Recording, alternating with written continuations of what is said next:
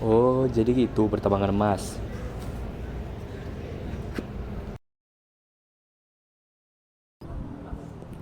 Assalamualaikum warahmatullahi wabarakatuh. Nama saya Muhammad Andika Rizky. Kali ini saya akan membahas tentang pertambangan emas. Pertambangan adalah keseluruhan proses untuk mengambil hal-hal yang memiliki nilai ekonomis di dalam bumi.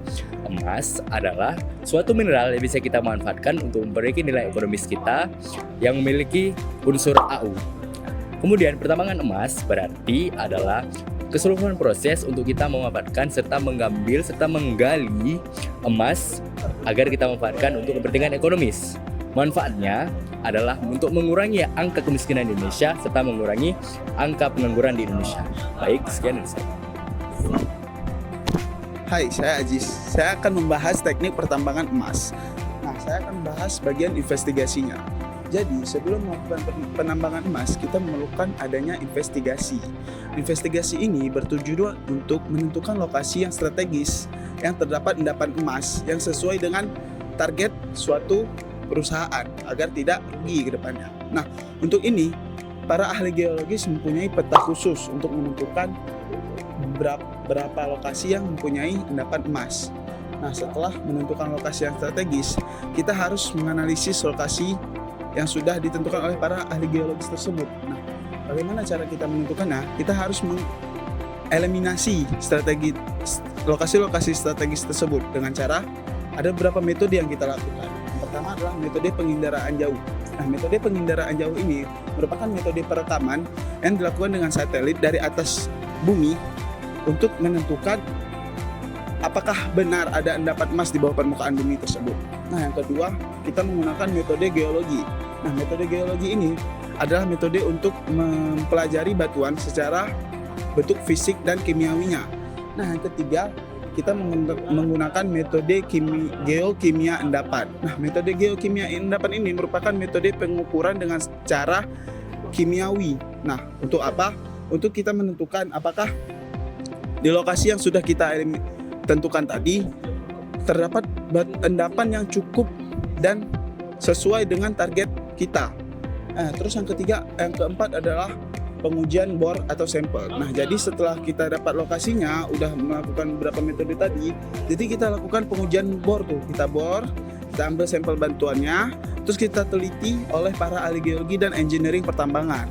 Nah, jikalau dirasa memang kadar emasnya cukup banyak dan sesuai target kita, nah maka kita akan menetapkan lokasi-lokasi yang akan kita jadikan tempat penambangan emas. Nah, terus yang terakhir adalah kita memilih dan menentukan jenis tambang apa yang kita lakukan. Nah, sesuai dengan struktur geologi, struktur tanah, struktur batuannya, kita dapat menentukan jenis tambang apa yang kita pakai untuk pertambangan emas saat ini. Nah, apakah pertambangan terbuka atau pertambangan bawah tanah? Nah, itu semua tergantung struktur geologi dan struktur tanah. Hai, saya Randy. Saya akan menjelaskan teknik tentang measurement. Pada mengukur tambang emas, ada proses yang melibatkan beberapa langkah penting. Berikut adalah langkah-langkah umum yang dapat kita ikuti. Pertama, penelitian awal. Lakukan penelitian awal untuk menentukan lokasi yang potensial untuk menemukan emas. Hal ini dapat melibatkan membaca peta geologi, berbicara dengan ahli geologi, atau memeriksa sejarah penemuan emas di daerah tersebut. Kedua, peralatan. Persiapkan peralatan yang diperlukan seperti detektor logam, peralatan untuk pertambangan seperti cangkul dan penyaringan, serta wadah untuk menyimpan sampel. 3. Pemilihan lokasi. Pilih lokasi yang Anda anggap potensial dan mulailah melakukan eksplorasi. Anda dapat menggunakan detektor logam untuk membantu Anda menemukan konsentrasi emas yang potensial di tanah atau batuan. Keempat, pengambilan sampel. Ambil sampel tanah atau batuan dari area yang Anda eksplorasi. Pastikan untuk mengambil sampel dari beberapa lokasi yang berbeda untuk mendapatkan gambaran yang lebih baik tentang kandungan emas di daerah tersebut. Kelima, pengujian. Untuk mengukur jumlah emas dalam sampel Anda dapat menggunakan berbagai metode seperti pengujian kimia atau penggunaan mesin pengukur emas. Metode ini akan memberi Anda estimasi jumlah emas dalam sampel Anda. Keenam, analisis. Analisis hasil pengujian Anda untuk menentukan apakah lokasi tersebut layak untuk pertambangan lebih lanjut. Anda juga perlu mempertimbangkan biaya ekstraksi dan potensial hasilnya. Ketujuh, perizinan. Pastikan Anda mematuhi semua peraturan dan persyaratan perizinan yang berlaku untuk pertambangan emas di daerah tersebut. Ini mungkin melibatkan mengajukan permohonan izin pertambangan. Ke-8, ekstraksi. Jika hasil analisis menunjukkan potensi yang cukup besar, Anda dapat memulai proses ekstraksi emas yang dapat melibatkan pengeboran, penggalian dan pemisahan emas dari batuan atau tanah. 9. Pengelolaan. Setelah emas diekstrasi, Anda harus memproses untuk mendapatkan emas murni. Ini dapat melibatkan penggunaan bahan kimia atau metode fisik seperti pemurnian. 10. Penyimpanan dan penjualan. Simpan emas yang telah Anda tambang dan dengan aman dan pertimbangkan untuk menjualnya kepada pembeli emas atau perusahaan pertambangan emas yang sah. Sekian. Halo, perkenalkan nama saya Torik. Saya akan menjelaskan bagian teknik point application. Nah, di application sendiri ada metode amalgamasi, yaitu emas dirangsang oleh merkuri dan membentuk amalgen yang setelah permisahan merkuri menghasilkan emas murni. Yang kedua ada metode cyanidasi, yaitu metode pengolahan emas dan perak menggunakan cyanida.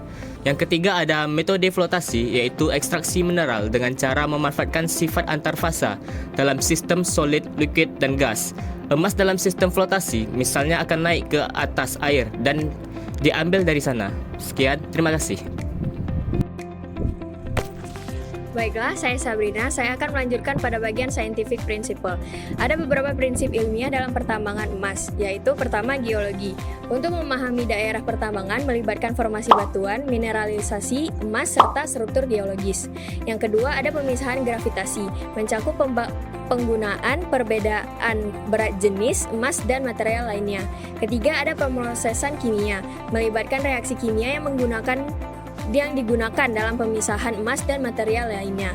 Keempat, ada pemrosesan mekanis menggunakan peralatan seperti crusher atau ball mill atau mesin penggiling untuk menghancurkan biji emas menjadi ukuran yang sesuai untuk pemisahan.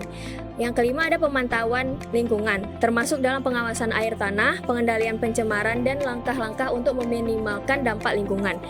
Keenam, ada rekayasa penambangan, digunakan untuk merancang penambangan yang efisien dan aman. Yang ketujuh ada ekonomi pertambangan, dipakai untuk menilai keuntungan ekonomi dari pertambangan. Ke-8 ada hukum dan perizinan, untuk memahami hukum dan peraturan yang berlaku dalam penambangan emas. Semua prinsip ilmiah ini harus diterapkan untuk meminimalkan dampak lingkungan dan sosial yang merugikan serta memastikan bahwa pertambangan emas dapat dilakukan secara berkelanjutan dalam jangka panjang. Terima kasih. Assalamualaikum warahmatullahi wabarakatuh. Nama saya Atarik Muhammad Sultan. Saya di sini akan menjelaskan sedikit tentang peralatan-peralatan yang digunakan pada penambangan emas. Peralatan yang digunakan pada penambangan emas melibatkan berbagai macam peralatan yang digunakan untuk menambang emas. Alat yang pertama adalah alat pendeteksi emas atau metal detector. Digunakan untuk mendeteksi adanya logam atau emas di dalam permukaan tanah atau di dalam tanah. Yang kedua adalah palu geologi. Digunakan untuk memecahkan batuan dan mengumpulkan sampel dari lokasi penambang. Yang ketiga, cangkul topik X. Alat ini digunakan untuk menggali tanah batuan lokasi penambang. Yang keempat adalah emisi atau sluice box. Sebuah kotak yang bergerak digunakan untuk menyaring pasir kerikil dari konsentrat emas yang dengan menggunakan air. Dredge atau peralatan penambang sungai. Mesin besar yang digunakan untuk menambang emas pada sungai. Yang keenam adalah trommel atau drum screen. Alat yang berbentuk drum yang digunakan untuk mencuci, menyaring material penambang agar konsentrat emas dapat dipisahkan. Yang ketujuh adalah mesin pengolah emas atau gold processing plant. Peralatan kompleks ini digunakan untuk mencuci batuan atau material penambang untuk mendapatkan emas. Yang kedelapan adalah mesin penggerus atau crusher. Digunakan untuk menghancurkan batuan besar. Yang kesembilan adalah mesin ball mill. Digunakan untuk menggiling batuan emas serbuk halus untuk memisahkan emas dari material lain. Yang 10 adalah mesin pemisah gravitasi atau gravity separator. Peralatan yang dimanfaatkan gravitasi untuk memisahkan emas dari material lain. Yang ke-11 adalah alat pemisah elektromagnetik atau magnetic separator. Digunakan untuk memisahkan emas dari material non-logam menggunakan medan elektromagnetik. Yang ke-12 adalah peralatan pengolahan kimia. Banyak proses penambangan emas yang memerlukan sianida dan untuk melarutkan emas. Yang ke-13 adalah perangkat perlindungan untuk penambangan emas. Mungkin itu saja yang digunakan untuk peralatan untuk menggali emas. Peralatan selanjutnya yang digunakan setelah melakukan proses penambangan adalah proses reklamasi. Inilah beberapa peralatan yang digunakan dalam proses reklamasi. Yang pertama adalah topsoil stripping atau pengupasan lapisan tanah. Alat ini digunakan untuk menutupi area yang telah dieksploitasi. Yang kedua adalah bulldozer. Peralatan ini digunakan untuk mengangkut topsoil atau hasil dari penambangan untuk menutup kembali area yang telah dieksploitasi. Yang ketiga adalah refrigeration equipment atau peralatan pemutanan kembali. Ini seperti peralatan-peralatan reboisasi pada umumnya yang melibatkan pohon dan lain-lainnya. Yang keempat adalah peralatan drainase untuk mengatur aliran air permukaan untuk menghindari erosi dan meminimalisir dampak pencemaran air. Yang kelima adalah geoextile material digunakan untuk mengendalikan erosi tanah dan memperkuat area reklamasi. Yang keenam adalah sediment pond digunakan untuk mengendapkan partikel-partikel padatan yang terbawa oleh air hujan dari area penambangan sebelum air dibuang.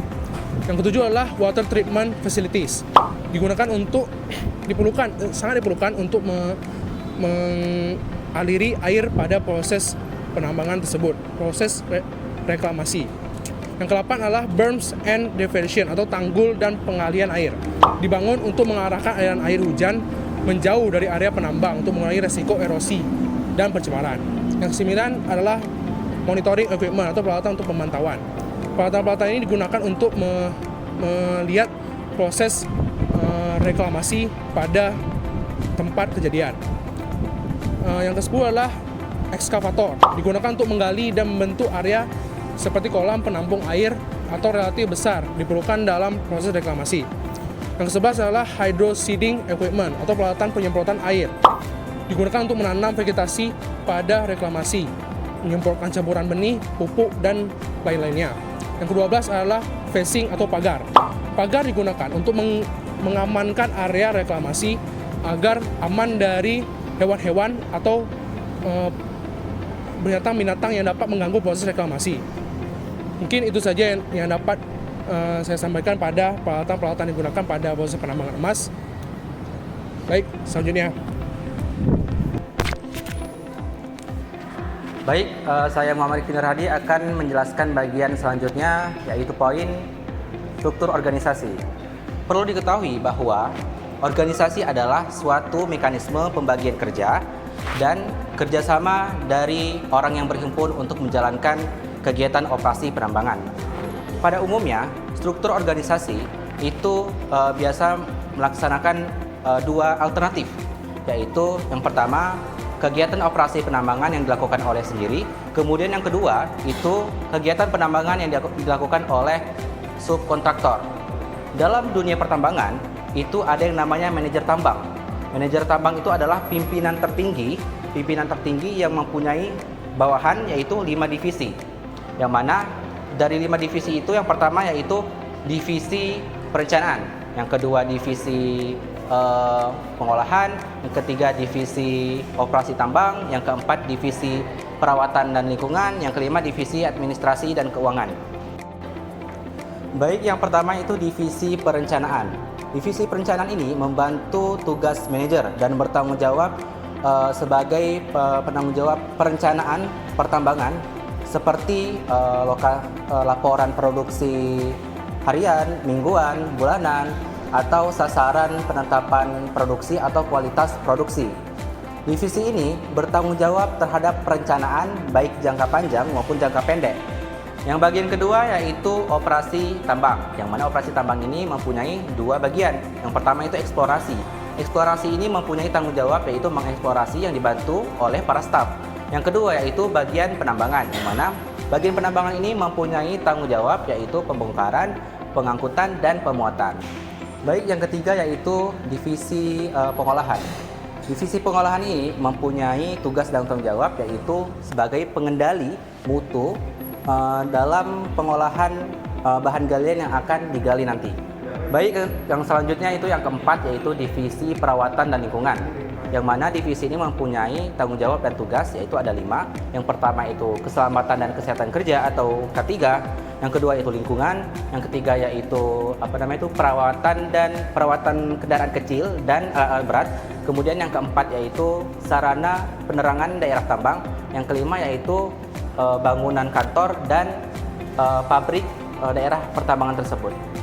Kemudian yang kelima, divisi yang kelima yaitu divisi administrasi dan keuangan, yang mana divisi ini mempunyai tugas dan tanggung jawab untuk membantu manajer. Kemudian divisi ini juga mempunyai tugas dan tanggung jawab yaitu antara lain yang pertama yaitu keuangan sebagai penanggung jawab keuangan dan pembayaran gaji atau payroll. Kemudian yang kedua yaitu sebagai administrasi dan surat menyurat. Kemudian yang ketiga yaitu sebagai personalia dan umum. Yang kemudian yang keempat yaitu security dan satpam. Dan yang kelima yaitu sebagai hubungan antara pemerintah dengan masyarakat. Kemudian yang keenam yaitu sebagai penanggung jawab pendidikan dan pelatihan tenaga kerja. Baiklah, mungkin itu saja yang dapat kami sampaikan dari teman-teman saya sebelumnya. Dan di sini karena saya yang terakhir, di sini saya akan menutup video ini dengan wabillahi taufiq wal hidayah. Assalamualaikum warahmatullahi wabarakatuh.